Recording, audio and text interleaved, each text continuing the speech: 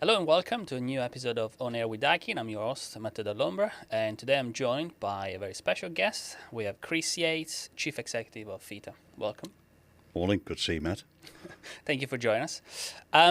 So, before we dive into all the weird and wonderful topics that I'm sure we'll be able to discuss, what I always like to start with is getting a bit of a background on the guest and understanding how was their journey that led them to the position that they currently hold, and so yeah, if you don't mind, just giving us a bit of an intro. I think it probably is relevant because I did a manufacturing management degree when I started out. I was sponsored by Ford Motor Company, so I got to see products at first hand and had some fantastic opportunities with them to get involved in production processes, and I think I've always enjoyed working with products. For me, that's the most important thing as far as I'm concerned, and everything 100% builds up around that. Absolutely. So I then I started off with manufacturing, went into manufacturing finance, then moved into commercial vehicle marketing within Ford. Product manager on the Ford Transit, which was great fun, and then I moved into Unipart Group of companies in marketing, and got involved in the very, very strong brand. Moved off into one of their parts in trailer components, and again into distribution of parts, and then into garage equipment, again with managing vehicle lifts, engine test equipment, again all, if you like, research and development, manufacturing, sales and marketing, all on the same sites. And I then sort of almost fell in, well, I actually fell into this industry because I can remember being interviewed for a job running a business, and the recruiter said we've completely got the wrong profile of people here, because it was in contracting. I'd never been involved in contracting, and they said the group interviewed me and said, we'd like you to run another business that we've got that's in manufacturing. So I said, okay. And that was in oil boilers. And I thought, well, I don't know anybody who's got an oil boiler. In fact, I did know somebody who'd got an oil boiler when the sort of in the 70s, when we were gradually transitioning gas to North Sea, and there were still some housing estates being built in Southend where I lived, where or brought up, and it was all on oil. So I knew a little bit about it, but I thought it's not a massive market.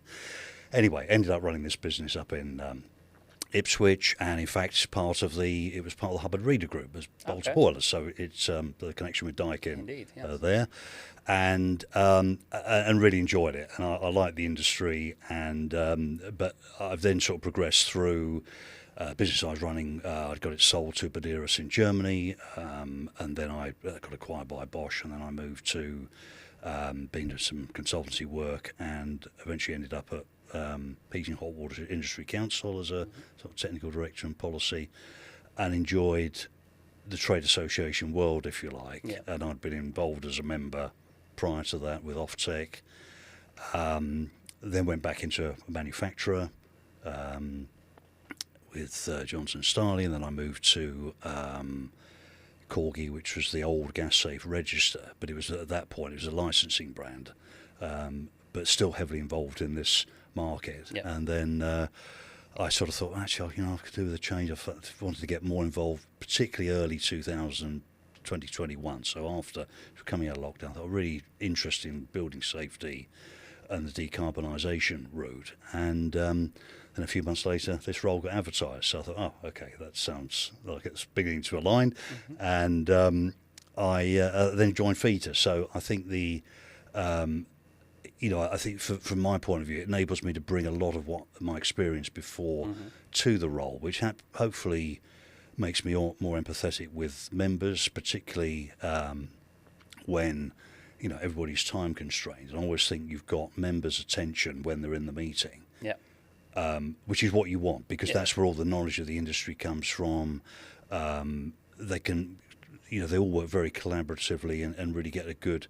We always feel that we get good direction and we get good input, and it's so once we've done that, once they've left the meeting, you've probably lost people's attention because the real world takes over. No, of course. And as we were discussing before we actually started, at the end of the day, nothing is as important as bringing that people together and making sure that you can create that collaborative environment, sharing of ideas, sharing of opinions, maybe some disagreements as well, but in the end, all towards sort of improving, making changes, and moving the industry forward. And very much so. It's like that. It's one of the reasons why I do ask that question to begin with, is also to show the fact that our industry is like, you can have any kind of background. Like there isn't any one given specific path that will result in you being involved with the building industry at large. No. You can come from any sort of backgrounds, and the other thing that I try to do, and also the reason why I try to talk to as many people as possible, is also to showcase all the many different aspects that you can get involved once you get into the building industry. Also, almost like do the opposite of saying, well, someone thinks of the building industry maybe as a boring place, as a boring industry, but in reality, as soon as you start sort of scratching behind the surface, you realize that there are so many different competencies that are required. Absolutely. And especially if you like technology or anything like that, you're always going to be at the forefront of that. Yeah, so. Very much so. So that's why I like to. Yeah, and a lot of our products are hidden. People don't see the product working. They don't. It can be very reliable. People don't really. I remember with oil boilers, nobody ever knew the brand of their oil boiler, but they knew who their oil supplier was. Yeah. And until it goes wrong. As a matter of fact, is you actually don't want people to notice, because that means that everything is working the way that it's supposed to be, because people start to notice when it doesn't work in that way. Yeah. But then you can, I do find that I think when it does go wrong, that's your real opportunity to then say, right, we've got to resolve that concern. And I could see it with customers quite often, where they'd be very low because it'd gone wrong. But if you'd actually really done a good job on providing really good customer service, it got the problem resolved, then they shot up and they became brand aware, and of course then they're going to tell their friends. So I think it can be an opportunity as well. But you're right, it's most times, if it's working well, they will just not see that as for them. But once again, we go back to going to what you just mentioned. We go back to people, working with people, and that word of mouth. Because yes, we work in an industry that is made of big building blocks, but again, it's for people. Because we end up spending a lot of time inside buildings. In your daily life when you're at home, or in your work when you are on your place of work. So we are in an industry that really touches, let's say not directly, but let's say it's involved in people and in making sure that they are comfortable in the place where they are, no matter which place. No, that's right. So it makes it quite nice, quite exciting as a place. Now, before we fall too far down any given rabbit hole, I think it's important to give a bit more context of what is FETA. I mean, I guess some of the viewer, again, if they are a bit more plugged in within the building industry more directly, I'm sure they would have certainly at least come across the name a few times. But I think it's important to just, again, peek a bit behind the curtains, give a bit more of an understanding of what it's all about. Is, yes. And great you pronounced it correctly, because most I think 80% of people pronounce feta as in the cheese, and as I often say, that's yes, you call it that. It's where all the big cheeses hang out. Yeah, so it's probably might be sort of Mediterranean as an origin, and knowing what feta is, and it would sound weird to me to pronounce feta for the associations rather than feta. So that probably was my saving grace. No, well done. Great. But so we're a federation. We have 6 associations as part of that, and probably slightly different relationship the way that we work with those associations. So essentially, FETA is owned by the British Refrigeration Association and HVAC, so the heating, ventilation, and air conditioning manufacturers. It goes back to 1984 when the two came together. It had actually been formed back in 73, but it was a dormant company for about 10 years. The British Flues and Chimneys came on board at a similar time. and they were sort of the core in terms of the revenue generation for FETA in the early days, and we've then progressively added others to that. So we've got the Association of Ductwork Contractors and Allied Services, ADCAS, and we provide a secretariat function to that. I sort of act, I suppose, as help to secretary to that group, right. and really sort of work with the management teams there to hopefully advance the areas that we're looking to develop for that, mainly competency and raising standards in the industry. And then we have the Building Controls Industry Association, which again we provide a sort of back office secretariat services to, but it has its own secretariat, so it's got its own executive officer running that. Similarly to HPA UK, that has its own chief executive and secretariat team, and we sort of work behind the scenes with them. So I would, for example, be much less involved in the operational side. I wouldn't generally be involved in it from an HPA UK perspective, and BCIA, where the other four I would be, much more involved in that as well. But I think it gives having that breadth as an umbrella organisation helps in terms of dealing with government. There are a number of issues, particularly like F-gas, for example, where, without wanting to go down that rabbit hole yet, that's one of the ones that I'm very happy to eventually fall we can into. cover that. That will have interest to HPA UK and the BRA as well, but might be slightly nuanced. I mean, you're saying we're trying to get as a collaboration or one view as the industry. You can do that in many cases, but there are going to be nuances within that as well. And I think it's worth making the point that whilst we try and achieve consensus, sometimes we can't. Sometimes we are going to have members that have a different view, and our job as an association or a federation is to represent that to government. So particularly on consultations. Yeah.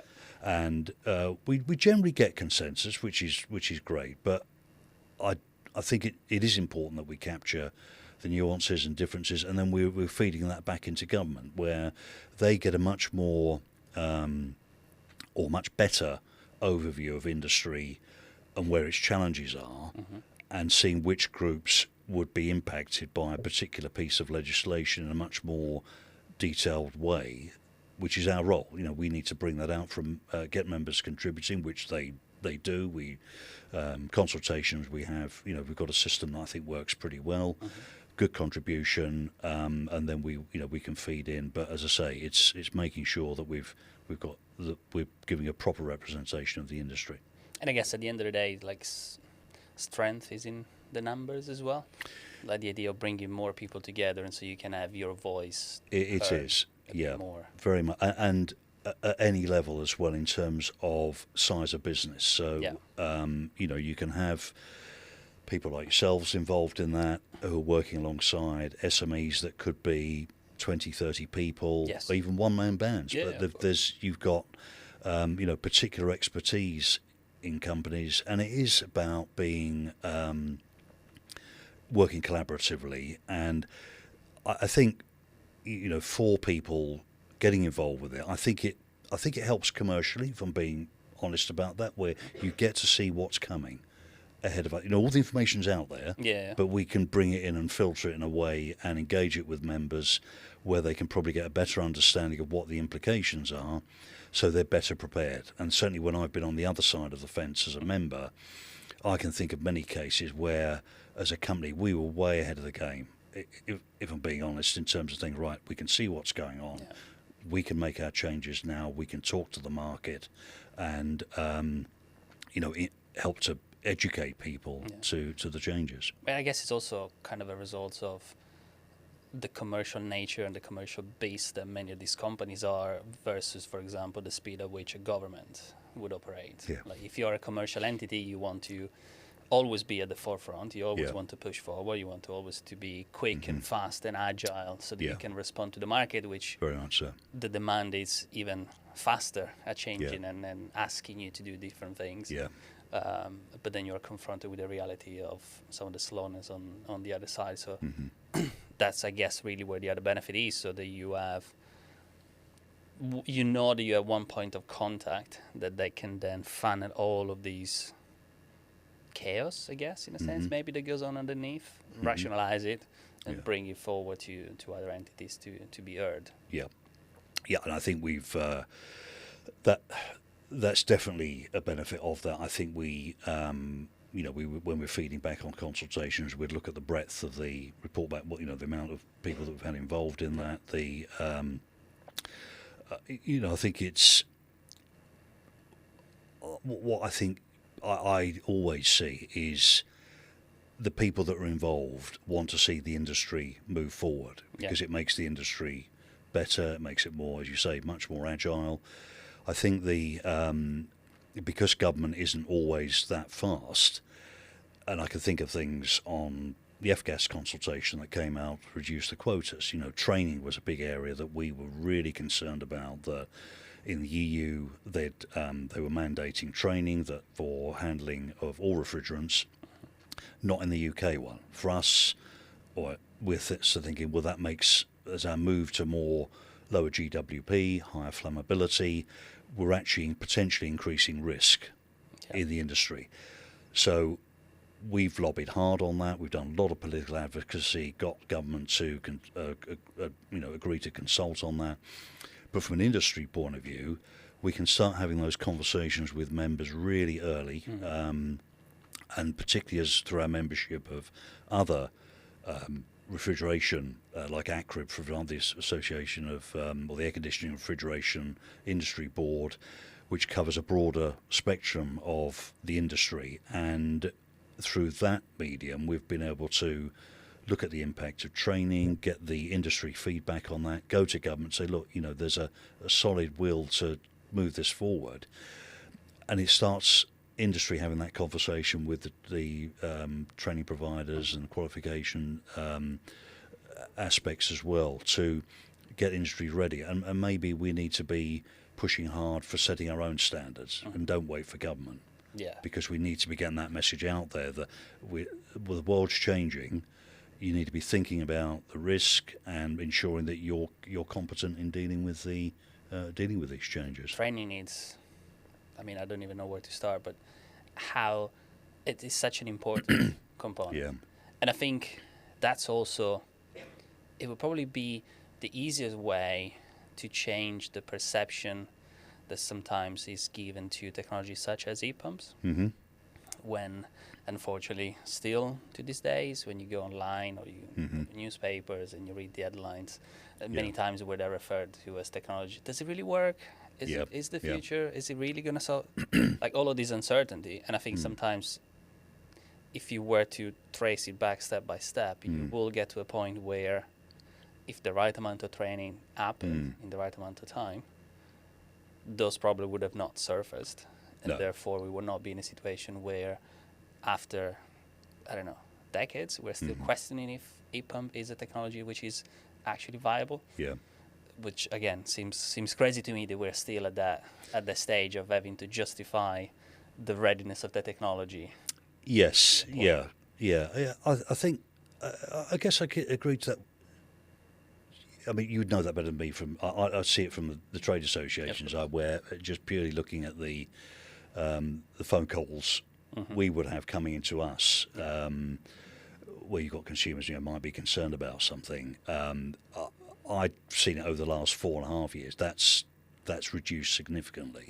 Good. I think the in our page, if it's outside our normal office coverage, I'll often pick up the phone to a consumer if they've rung it. Not, as I say, not that often, but it's interesting to hear what sort of challenges they're coming up against, and the training happens at the consumer level as well. I think about thinking about the you're moving from either a gas or oil boiler probably to using a heat pump. They don't operate the same way. Yeah, there's no doubt that it's certainly been more an involved piece of technology. Yeah, I would say it's probably in some areas it might be less plug and play or less hands-on. At least it can get to the point, but I think what is certainly a big difference is in the initial setup, in that startup moment, which also happened to be a very critical area from a training point of view. Yeah. To make sure that, because it's not just about the mechanics of saying, well, you take out an old gas boiler, you close the gas tap, you put an heat pump, job done. No.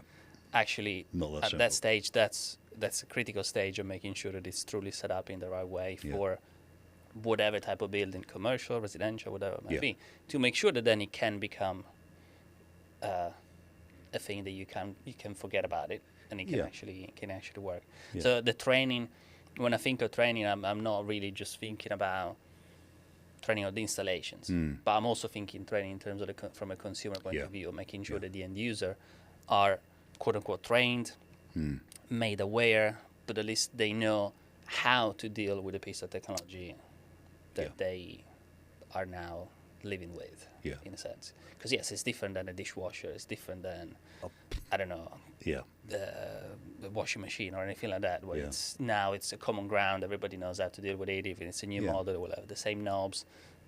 Job done. Heat pump, it's still, you need to think about it for a bit, but it can become something easier to deal with. I think so, and I think I think if you look, you look at where are we now with if somebody's going to have a heat pump changed, I guess, is that in my head anyway, I think, well, we've had gas boilers going in that, the over 70% are combination boilers, so they're doing heating and hot water. Yeah. Quite often the boiler is oversized because you want the hot water output, so you get a much bigger boiler going in, and that boiler can modulate, so it can take up a slack in the system where. And also, you don't want any phone call by someone saying it's not odd enough. It's what? Sorry. You don't want to have a phone call from someone that says, "Oh, I don't have enough heating" or something like that. No, so absolutely. Let's give it a bit of a buffer, and we'll be all right. And you want something that's like a 40 kilowatt boiler to do that. So when you're fitting that boiler, you're probably less worried about heat loss calculations because that's something that obviously you need to do with the heat pump. That's obviously becoming easier as more information's available. But there's a whole. It's going back to basics, I think, of saying that, and probably, I think as well with that. I think, again, personal view is for me it would be a journey of moving from a gas appliance to a heat pump. Get all the insulation right. Look at what how you're going to transition to that. And also using it, you can lots of things you can do on your gas boiler to get you ready for a heat pump as and when you move across in the future. So I think it's understanding what that can do. But educated training. I think the assessment side is really important as well, so we can actually measure competency. I think particularly with the Building Safety Act, we'll see more. That's. It's getting embedded. I think it's quite it can be quite a tricky area. I mean, I'm not an expert on this, and I can't. It's one of those subjects where I think I know something about it, and then I see something, I think I don't actually know an awful lot about this at all. So, and I think we need to get people involved who do know something about it, and I think maybe that's I kind of know my own limitations, so I can do that. But I think there's a lot of industries where you can do it quite easily. Gas engineers, we've got a gas safe register, works really pretty well. But as we go, that's a large industry. Probably got 140,000 gas engineers in the UK. Once you start going down to the lower, smaller numbers being installed, how do you assess people? How do you train them? And looking at what's out there. So manufacturers are doing lots of training. How do we turn that into courses that can be assessed, and somebody can walk out of that with deemed to be competent? Because ultimately, certainly outside my experience, you don't, as a manufacturer, you don't want warranty claims. You don't want the phone calls we were talking about earlier. And also from a brand point of view, from a reputation point of view, absolutely, the end user. The thing they will see day in and day out, and they might have a problem with, it would be, in the case of a Daikin heat pump, it would be the Daikin brand. Yeah.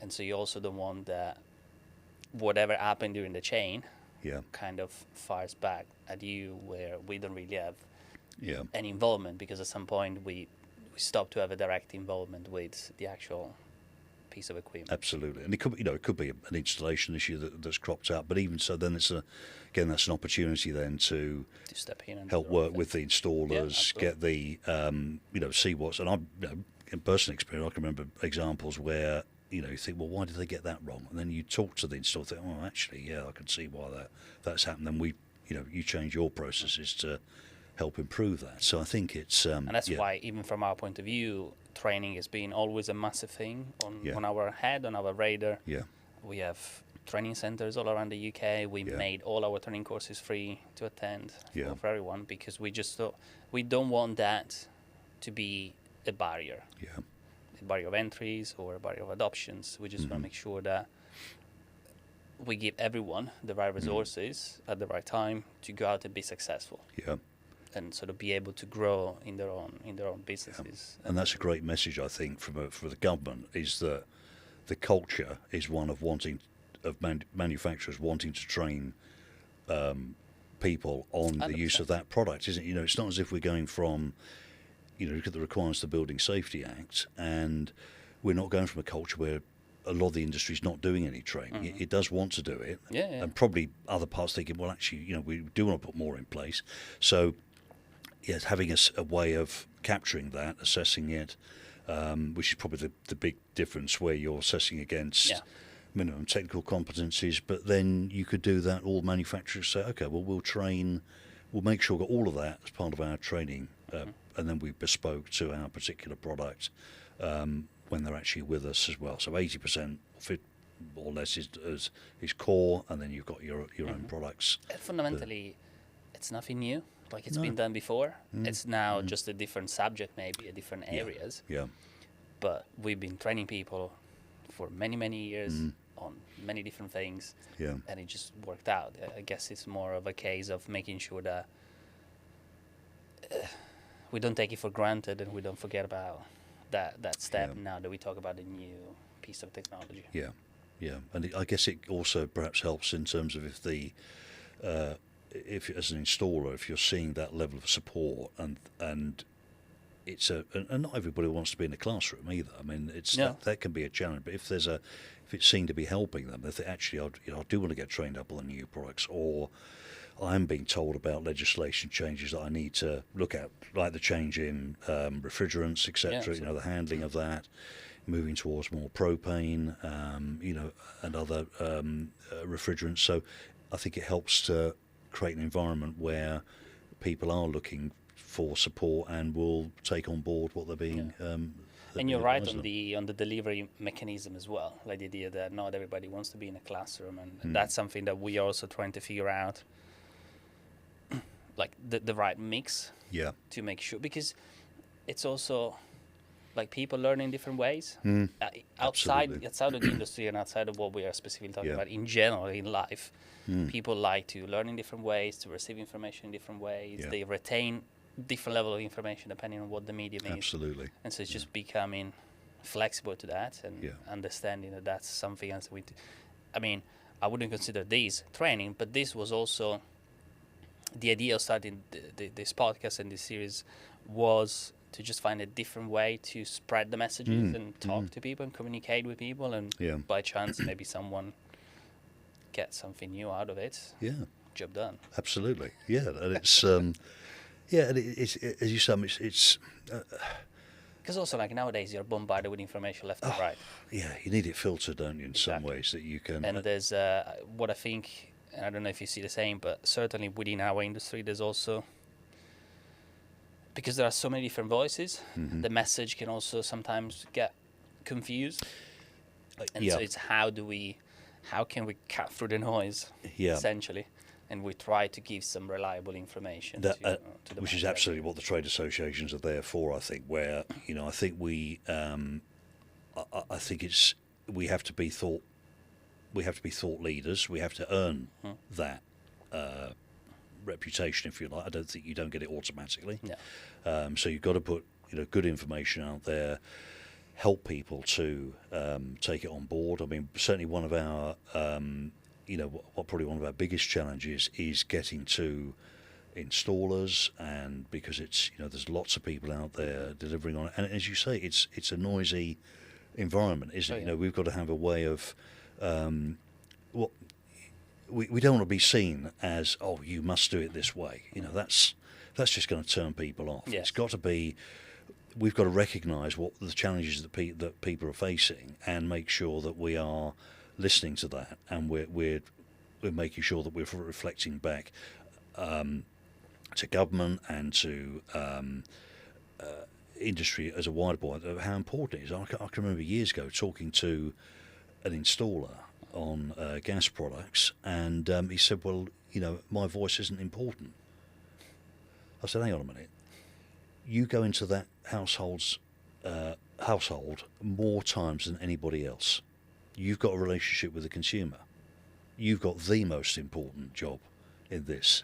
And it reminded me of, when I talked to people when I was in manufacturing, and people building the cars or the engines or the tractors and what have you didn't say, "Well, my job's not important." Absolutely, complete reverse.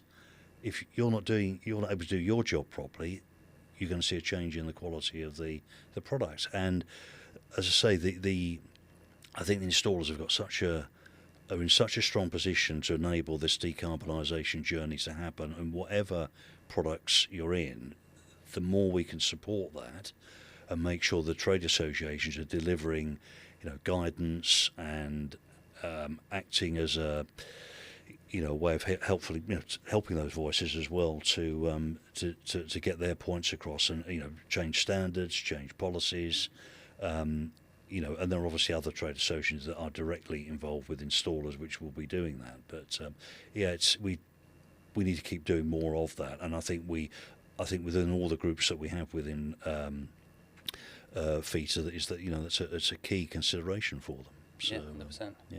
Speaking of that decarbonisation journey that you mentioned, how, from your position, how do you see the process, the progress that the UK is doing on that journey? I think at a political level, it seems to say, as if it's meandering a bit, isn't it? I mean, I think I think we have to look at the what's happening in electric vehicles, the perception of that, because that's a big cost for if you're looking at consumer level. Yep. It's a big cost.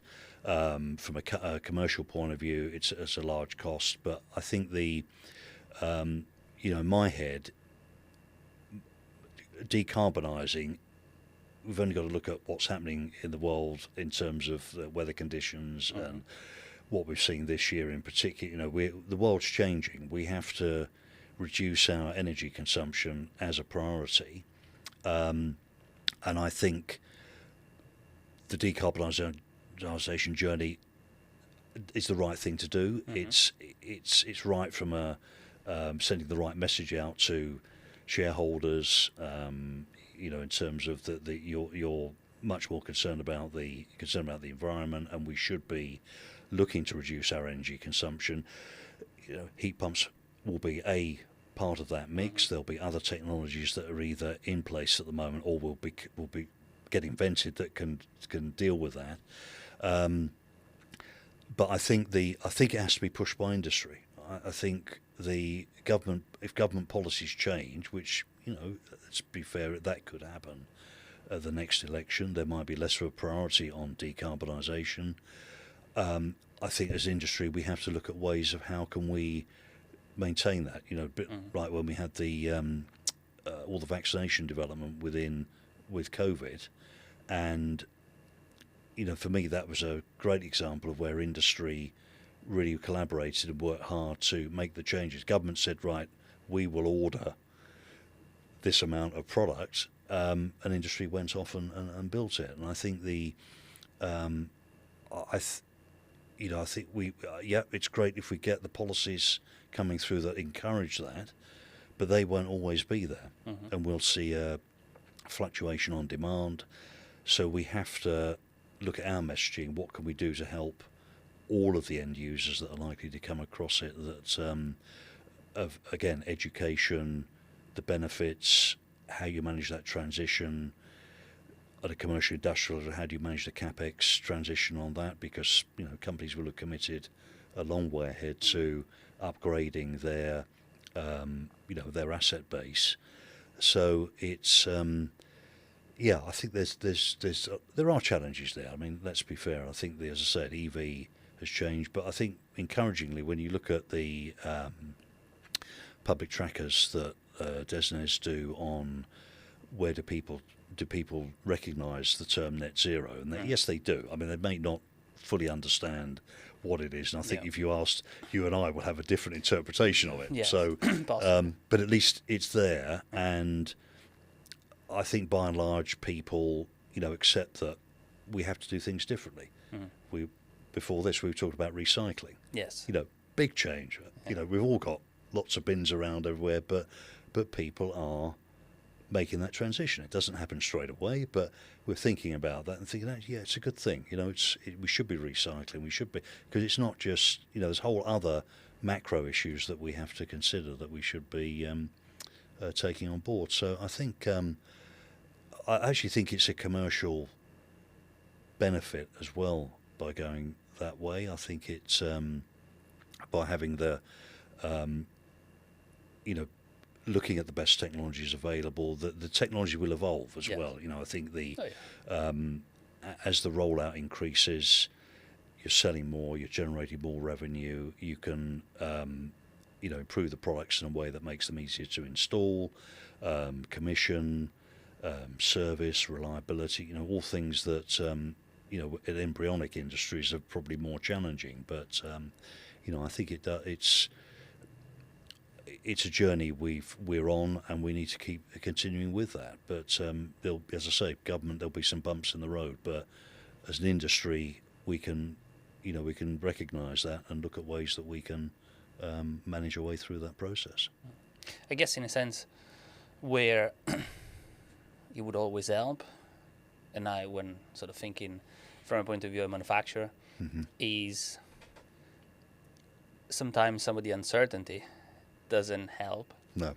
Because as you said, to make some changes, to drive some technology forward, at some point you need to make a certain amount of investment in certain directions rather than other, depending on what's happening in the sort of the landscape at large. So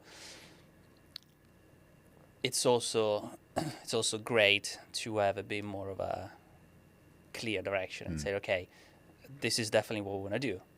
Go.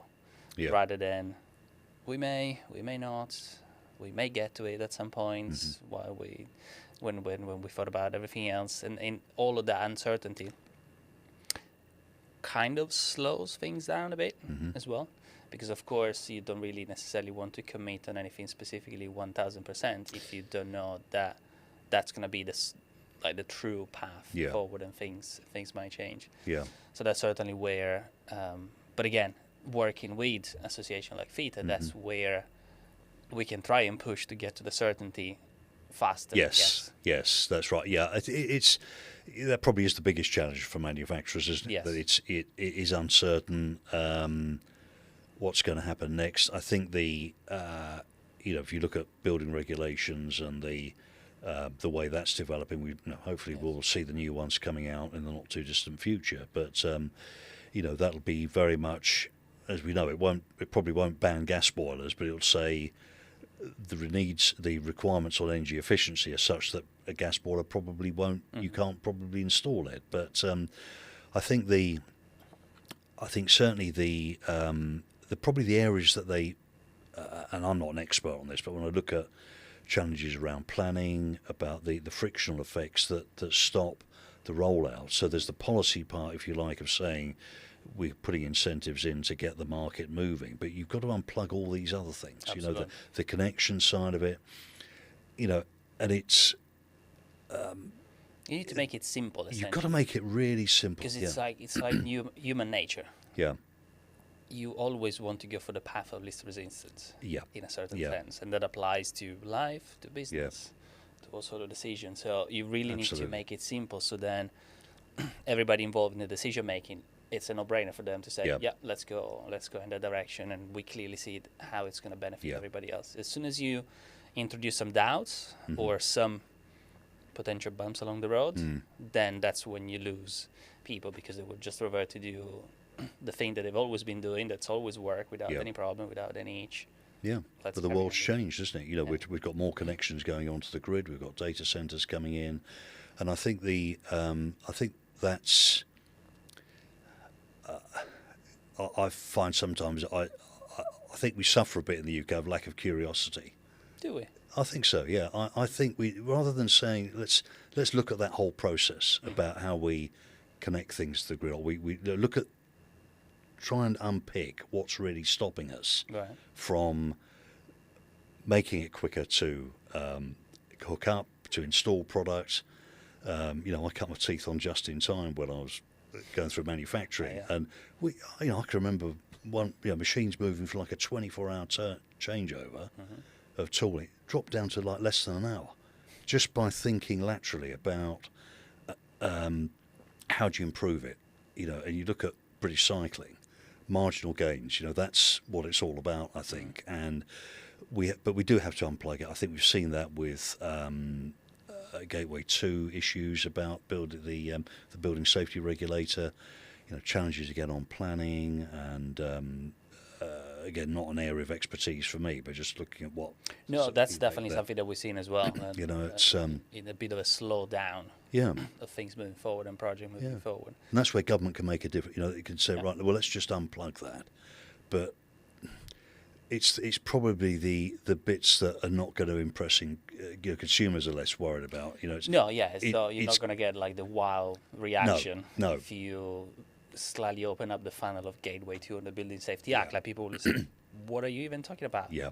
But they will feel the difference. Absolutely. At the other Absolutely. End. I mean, you look at like passport applications now. Yes.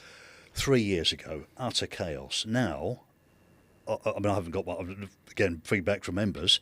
It's like 4 days. You think, that's great. Somebody's gone away and really thought through what the barriers are. Now, we could be spending a whole load of money trying to get that problem, but from a consumer point of view, that's really worked. And I think, I suppose that's where I have this thinking about, you know, lack of curiosity. Let's be curious as to how we can improve it. And it's your point about just because we've done it that way for years, that's absolutely not a reason why it's why we should be doing that now. So I think, I think if we put ourselves into the detail, try and get these marginal gains, as they would use the terminology with British cycling and sort of elite sports, and you know, I think we'll see a lot more change and benefit to it, and think, of course, how we use AI in all that process as well. So we're recording this in early March. So what's on the agenda for FETA in 2026 for the rest of the year? Well, we've got a lot of people might know for our FETA lunch, which is a bit of a social gathering in the middle of on the 16th of April this year, which that's a big event for us. I think we're in our 37th year now of that, so that's a big thing. An institution. It is an institution, and so we've got that going ahead. I think the what we've seen a lot of, that's the social side. Yes. That's the bit, the reward for members for for all the hard work. Absolutely. The heavy lifting is going to be, I think, around construction products regulations. We've had the white paper issued a few weeks ago, which we're running series of workshops on that to get members' input to how we should respond. There's probably about 500 pages of text there that I've started going through and looking at where the challenges are for our membership around that. So that'll be a big area. I think over the next 3 months, we've got the new building regulations potentially coming out, hopefully this quarter, and similarly with the government response to the F-gas consultation that it will really around the quota.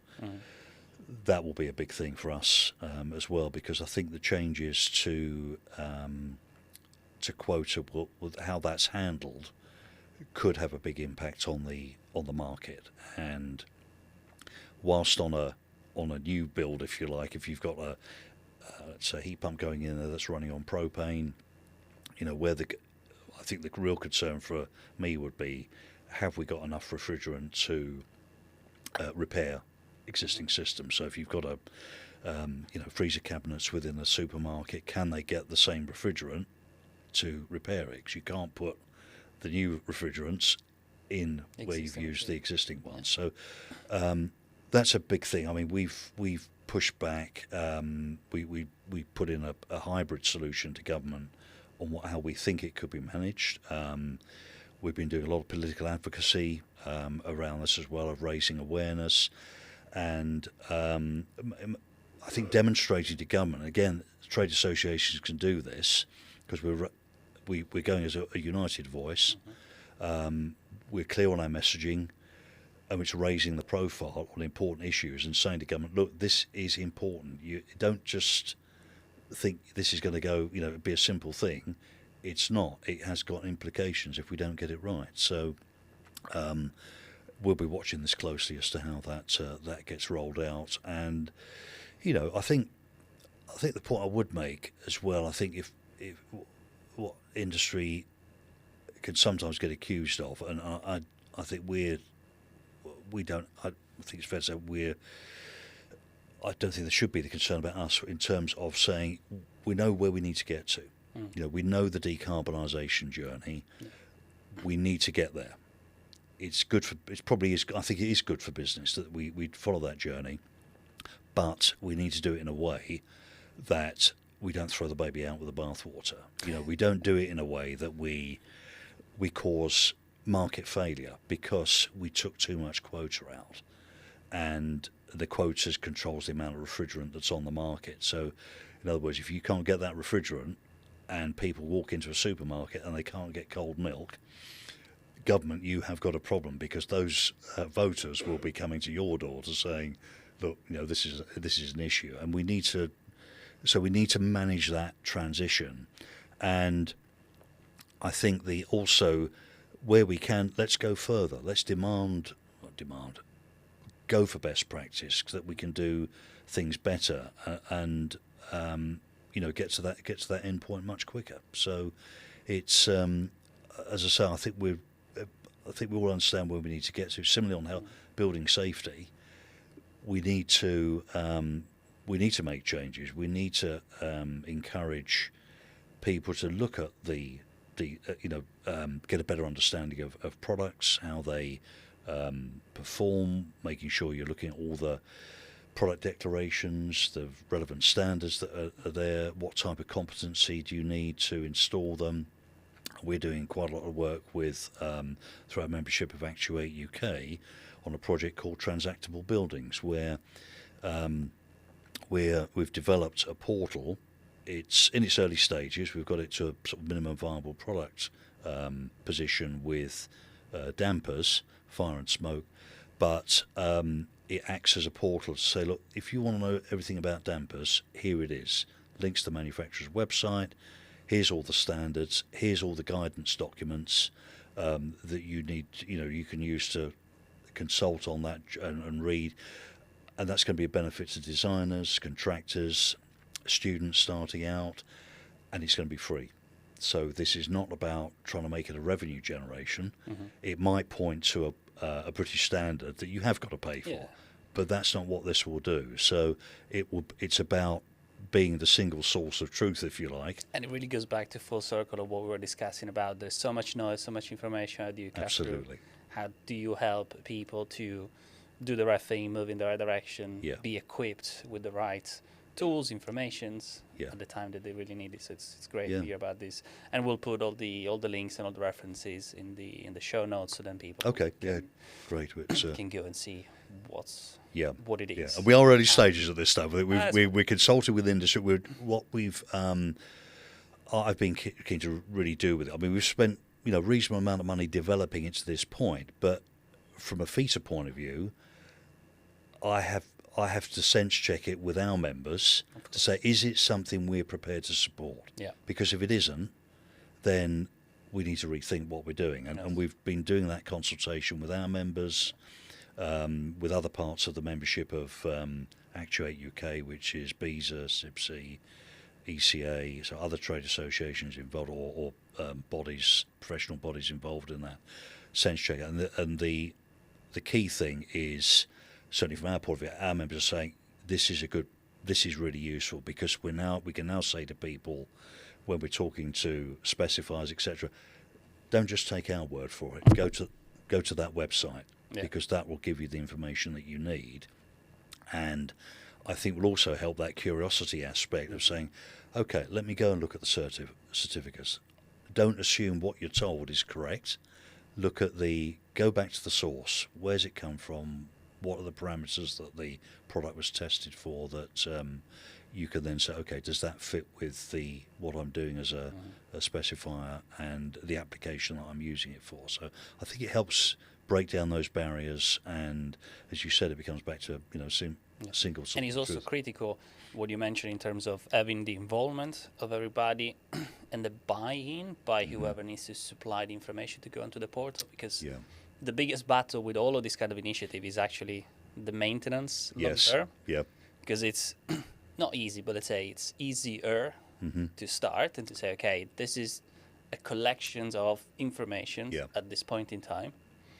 But where it gets a bit more tricky is in 6 months' time, is the information still going to be accurate? Is it still the right information? So unless you have the buy-in of everybody needs to supply that information, you might end up with an asset that it could be loses relevance. Yeah, absolutely. It could be the links have stopped working. It's simple things. Absolutely. It's I can remember back when it's similar type of things to this. When we moved, when I was at Hot Water Industry Council, the Gas Safe Register was saying, we could really do with all the manuals for the products being available on a website somewhere. So if an engineer goes in and has a particular boiler in front of them, they can find the manual for that really easily, which we were able to do as an association. And the usage just went through the roof because people just saw it as so useful and find the information. Sometimes, we were saying earlier about people don't know the brand of their product. So an engineer goes in, think, oh, I've never seen that one before, or it's not one I've normally worked on, more to the point, they can get the information. So it's sort of that was probably an early stage of what we're looking at now. So it's, I think it's and it's independent to a trade body as well. So we've been very clear, this has to be free of charge. It's, you can't charge for safety, I don't think, at the end of the day, and that's really where this is positioned. No, sounds great. Now, unfortunately, we are running out of time for today. Okay. As I knew that was going to be the case in terms of just going with the flow of the conversation. How can people get more involved with FETA if they want to? What would be the best thing? Place? Send me an email. Okay. Get in contact. I get involved in all our meetings. Okay. For me, that's really important because I think, I'm the chief executive of the organisation. I need to be visible. More importantly, I like doing it. That's the main reason why I do it, because I then get to understand what the members need. I can look across all the meetings. I mean, we probably run 80 meetings a year, I would think, for members on different subjects, and it gives you. I'm very much a jack of all trades, I guess. I'm not a master of many, and so I think if people are thinking about joining, then get in contact. I'm on LinkedIn. Give us a call. Come along and see what we do. We would. What I'd say to people is, if you're interested, come along to one of the meetings. Let's find out what you would want to get from the association. We can look at the groups that would be most relevant for you. And we've got, we'll then get that established. So a new one we're looking at the moment is data centres. For example, we don't have a specific group on that, but we know we've got new members coming in who are interested in it. We've got existing ones that are doing a lot of work for data centres.